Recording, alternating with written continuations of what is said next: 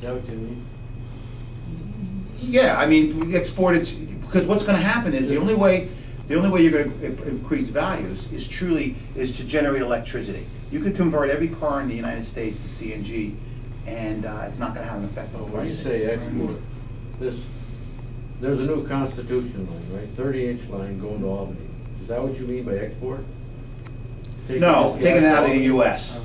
Truly export? Yes. Okay. I didn't know you meant export from the area or export from No, it was extremely informative. They talked to us. We talked to GM, Volvo,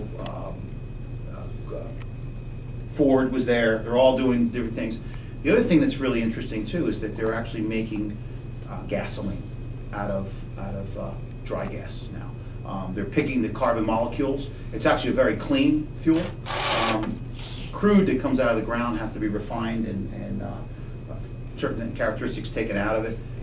They're now, it's syngas. The Germans did it in World War II. They've now refined it. They're moving towards trying to get $65 a barrel, but they can make clean, regular gasoline out of natural gas, which is an incredible technology. There were lots of companies that were there doing it. So there really is science is solving a lot of the issues, a lot of the issues with it. So we had it was a great opportunity. It was a great CI? Yeah, we're moving towards closing, and we're looking to try to get our next allocation. Okay, so we're excited about that. So we think we're a little bit ahead of the curve because we've got our allocation taken care of, and I appreciate the use of that. Okay.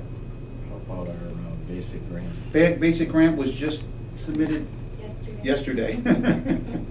So Lauren wrapped that up and got it included, and hopefully we get a favorable response back from the state. Impact fee. We have a draft of the impact fee implementation. We're working with Delta Development to help From with them? You've gotten it from them? Yeah.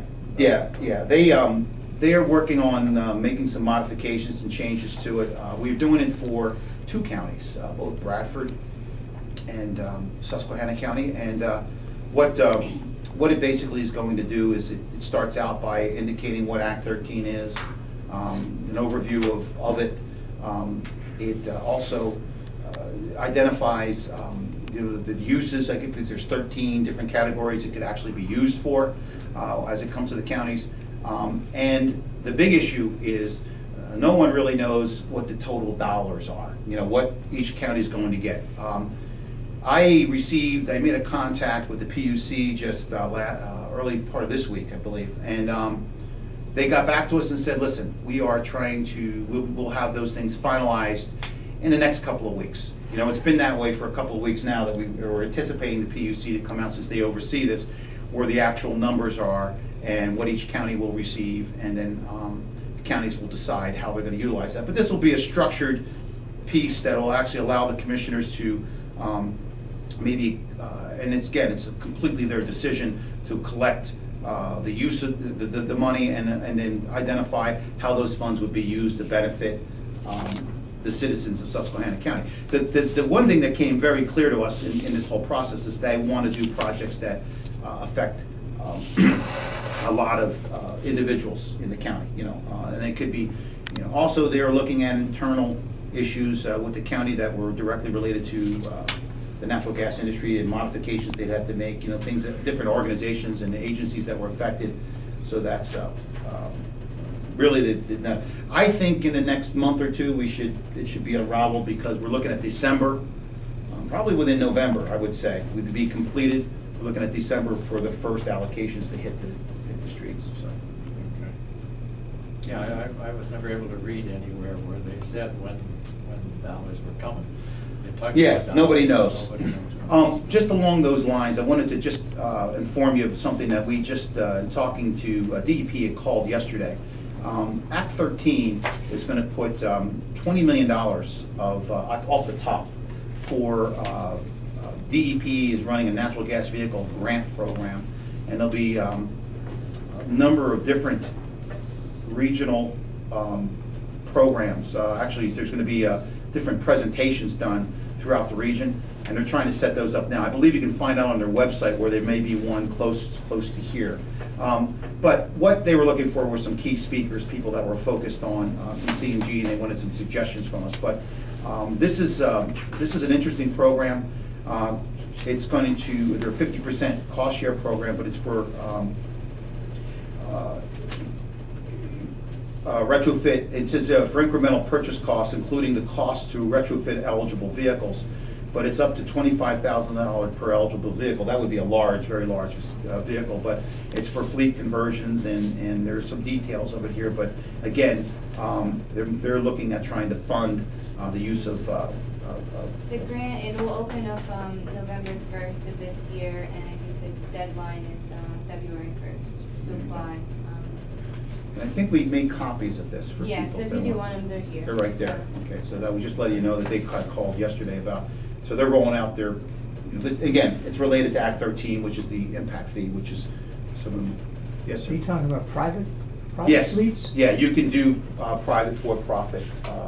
I'll tell you right here, it says eligible vehicles include Commonwealth or municipal authorities, the Pennsylvania Turnpike Commission, nonprofit entities, for-profit companies, local transportation organizations, and state-owned and state-related universities. The other thing I wanted to tell you too is that the Turnpike Commission was at this thing, and they are looking at key locations along the Turnpike to put the infrastructure in for CNG. Okay, so they've had to really, because if you've solved something, the Turnpike Commission is pretty far in the hole. I think, I don't know how many millions it was, but they are looking at ways to have filling stations along the Pennsylvania Turnpike. Okay, have we heard anything from the commissioners on board openings? We reminded them. Okay, that's what we did. Just one other fact, I just want to bring this in. Ken Bondurant from the Railroad Authority sent me this article that was in Time Magazine. I just think I missed it. But one of the things that's very interesting about this is that we had done a study, how many, 2-3 years ago, when we worked, when we funded the study for the Railroad Authority at the time, something like that. Yeah, and that study's result was the fact that private entities are investing in Susquehanna County. That we didn't see the need for the authority to take the lead on trying to leverage public dollars again, because private investment was really taking the lead. This article, Back on Tracks, shows the reduction of truck traffic in our nation and the increase in railroad activity. And it specifically talks about the it's being privately done. And they don't need the Conrails, which was the publicly funded element to try to save the rail, which is really where we should be going in this country as far as how we should move stuff is via rail. So this is an exciting article, and I think it's driven mainly by the efficiencies that rail provides. Okay, so again, I went by the rail facility down in Carbondale yesterday, and that place is quadruple what it was a year ago.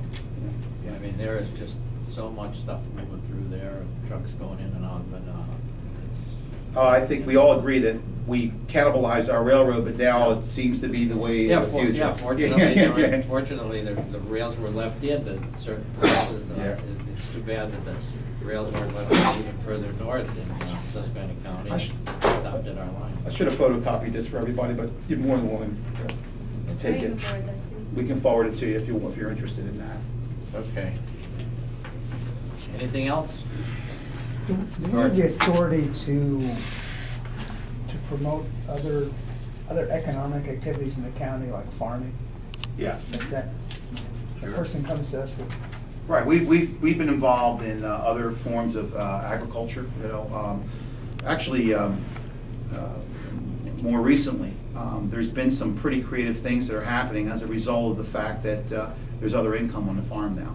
Right. I believe that the natural gas industry has saved the farm and kept land in large parcels, which is conducive to agriculture, which has been, it's all sort of directly related. But there's been some special programs over the years. It's interesting. Two things that were not considered by the state of Pennsylvania as businesses now are. One is healthcare, Okay, obviously they're huge generators of economics. They're 24/7 operations, and when we know what our hospitals, our healthcare facilities do. The other one was agriculture. There really wasn't any real direct programs through economic development ends. Okay, there was through the USDA and all that. If you ever became familiar with the Farm Bill, you realize there's a lot of things in there that are sort of rural business related type activities. But the point being is that there are a few programs that help with agricultural operations, and obviously in our area the big struggle has been milk pricing more than anything. Okay, over the years that's been the factor. I mean but we do see some conversions, some grain growing, some different things that are happening. In fact, we even met, this is a couple of years ago, we met with some Koreans over ginseng. Believe it or not, the ginseng type of, they were looking for a certain type. The area is naturally conducive to it. Yes, it was. I don't know if it was I can't remember, it was a southwest slope, I believe they were looking for, something like that, for growing it. Yeah, And I remember that. remember they were looking at a number of Years ago, farms sure. and and I don't know, whatever. But there's been a trend because land is in large parcels, so there's still some interest in agriculture. And in fact, you're on a committee with that sustainable, with Tony. Yeah. Over at Bradford County. Yeah. But it's the conservation districts are looking at sustainability of agricultural activities in our region, and we try to participate in that. I don't have anything specific in mind, but Yeah. it seems like with cheap energy and agricultural base, there ought to be Well, something that comes together. Leather stocking got actively involved, because of lack of distribution in this county. There's been a lot of agricultural operations in the New York State area that have taken advantage of what leather stocking's done to dry grain, for instance, okay? There was a very good story that they talk about a farm in New York State that extended the gas line to their facilities to dry grain, Right. and they allowed the farmer Yeah, to dig his own Yeah. trenches, and Yeah, they he told that story. they He cost told that share story. about it. He told that Yeah, I story think he in told that the other he day, did. yeah. He told that Yeah, story. so I mean, there's some opportunities that might be useful to that. I've been involved with more than one study on sustainable agriculture in the county, in the area. And there's some major problems with agriculture in Susquehanna County in this area, soil types and slopes. Right. And I don't think you're gonna see major efforts at a university level or state level to put a lot of emphasis. This area's been pretty well written off. You have some local success stories. Somebody does something, they put up some greenhouses or whatever. But conceptually, there's some difficult situations here in this area. The emphasis will go downstate, up the lake country. You've got to have large areas. You've got to have transportation. There's just inherently some problems if you want to just pinpoint Susquehanna County. Well, if you look at the history of agriculture in this area, this land wasn't farmland. It was made farmland for the most part, okay? Right. And like you said, the soils are poor, it was rocky, they're shallow. All the characteristics that are attractive, that are now farmland characteristics, are attractive for residential development. They're open to views, the soils are a little deeper.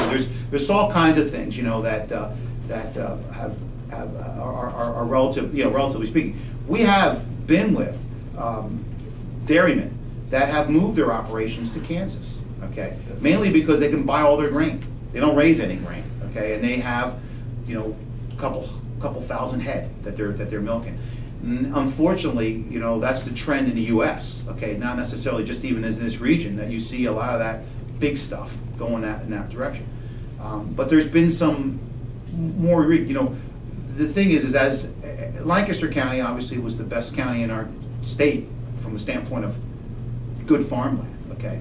That's been encroached upon heavily by development. And I've even met with farmers that had farms in the southern part of the state that were productive, but a lot of the providers of feed, fertilizers, tractors, they went away. And some of the residential development that that bucolic farm that they had in the southern part of the state basically fought the farmer when he wanted to sell his land off because they liked looking at that farm. But yet he was the one who was getting, nuisance ordinances as far as, plowing at night or whatever and ignore. So there's a real dichotomy to it all. But yeah, you're right, Joe. I mean, unless somebody assembles several thousands of acres to have a huge operation, which you don't have here, that's quality farmland. Bottom line in this area has been looked at for a long, long time, a good many years, and every study ends up about the same, that there are just some basic difficulties in this area. Class 4 soils, on and on and on. Okay, Adam? You have anything? George, anything else? Anything else? Yes, ma'am? I went to the county commissioners meeting yesterday, and they discussed all the cuts that are still being done statewide, countywide. So there's still a lack of funds throughout our state, despite whatever we are hearing about gas drilling and any kind of economic benefits. Why is that happening? What economic benefits are we actually receiving since 2008 in our county? Why are programs still being cut across the board, statewide and countywide? Well, personally, I think the economic development, the economic benefits are coming to the individuals and businesses in our county, and that's certainly a major asset for Susquehanna County and what the Economic Development Board is looking for. State funding, I can't speak to why state funding or programs are being cut. That's not my purview. You know, John, just quickly, there's not a state in the Northeast that's not in bad shape right now. Pennsylvania has benefited immensely. This governor, because of the economic downturn nationally here, it's been a slow recovery. There was a lot of things that had to be done to sort of right the state, inclusive of some of the industry uses. So there has been an intense and immense. The state cuts are as a result of a historical increase in spending and a intense drop, negative impact to our economy nationally. So, but it's trending back now. So. And what is your name and who are you? I have here. I'm going to give you one of my cards here. So can you say who you are? Yeah, I can say who I am. I'm Tony Ventello with the Progress Authority. Can we ask you who you are and what why you're filming us? I guess I'm just trying to understand everything. I'm Vera Scroggins, and I'm with a Citizens Watch group for our county called Citizens for Clean Water. So we just attend meetings, and I videotape and keep a record of everything that's happening in our county and to see what's actually going on, and then I post it, and people can see and hear and interview. I interview and ask questions so that see what's actually happening in our county that since the gas drilling in particular. You've met me before. You've been to our meetings before, I know. Yeah, it's been a while. Long time, it seems. But you know who we are, yeah. Kind of, yeah. I wasn't sure about you, but I don't recall you. But I don't recall you. Right. I've been around, yeah. You've been around. Before this. Yeah. Okay. And the other comment I'd like to make, too, is I'd like to know why you would choose Cabot as Business of the Year when they have 450 violations since 2008 for all what they've been doing in our county. From the DEP, they have those violations. Why would you choose a company like that to be Business of the Year? First of all, the county commissioners are the body that makes the selections of Business of the Year or whatever, and it's presented at our economic development breakfast. So you're saying the county commissioners chose who the Business of the Year is? Yes. So wasn't this group of citizens? And it was presented to us, and we presented it at our economic development breakfast. Well, you know, Well, that's the first I heard of that, because I asked that question at the county commissioners meeting, and they did not admit to choosing the Business of the Year. I mentioned your board, and it was presented as if you chose it.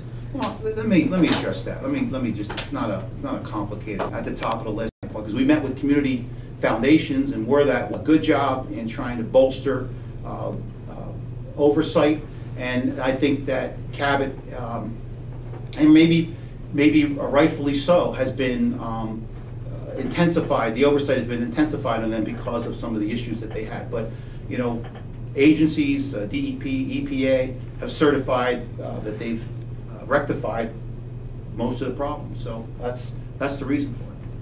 And then do you realize that Cabot has recently been found guilty of another group of homes that have been contaminated in the Lenox area? As of last year, people are still receiving water. As of September of last year, several homes, and they've been found guilty of defective casing and spills again. And this is in the southeastern part of our county. So despite all the greater regulations and oversight and their improvements, they are still impacting our water supply. I haven't seen that documentation as to what the issues were. I'm not aware of it, okay? Would you like me to send you the Yes. notice of violation and the conclusion of that the investigation has concluded that they are held responsible? I can send you that. Yeah, I mean, anyone that, you know, I mean, if a fuel truck tips over on, you know, on a highway, they're held responsible. So, I mean, yes, I mean, I would love to see it. It's being held responsible because of defective casing on the Stalter gas well in Lenox. So is it migratory methane? I mean, Yes, it's migratory methane beside. So it's not a hydrofrac-related issue? As far as I understand, migratory methane. Yeah. And with the methane comes all kinds of metals and other contaminants. You know, I'd like to talk about the methane, okay? Because that's been another thing that I spent a lot of time. And you know, when you start talking about the science of this, I live in an area, and I'm going to start this out in Franklin Township in Bradford County, 30 years at this location. A mile down the hill from me is a home that sits on Route 414. There is a well casing that's extended at the rear of a home there that has a piece of conduit that vents it. It's had methane in it for 100 years, okay? It's biogenic methane. There's a swamp over the hill from me from where I hunt. And the old timers tell me you can throw a match on the edge of that swamp and you can light it, okay? So we have to really understand the science behind this between biogenic and thermogenic gas. And it's been very well explained to me by professionals in that regard. So to tie everything together and to lump it into one issue, you really need to look at the individual circumstances and what the problem is, and can it be repaired? And that's what I would like to know based on the information you're giving me, so that we can go forward. I'll send you the notice of violation and the conclusion of the investigation. And meanwhile, the DEP is investigating another case since December in Franklin Forks. And there are defective casings in 2 well sites east and west of the area that's contaminated right now. So we have a defective casing issue that is throughout our county. And it's not just Cabot. WPX is under investigation right now in Franklin Forks. Well, if you could send me that information too, I'd like to become aware of that also. Yes, because there's water buffaloes there in several homes and vent stacks for explosive levels of methane between the 2 wells that have defective casing violations and spills. Unfortunately, that stuff can be repaired, I think. Okay, anything else? Motion to adjourn? I move that we adjourn. Okay. Second. Thank you. Thank you, gentlemen. Yeah, you know.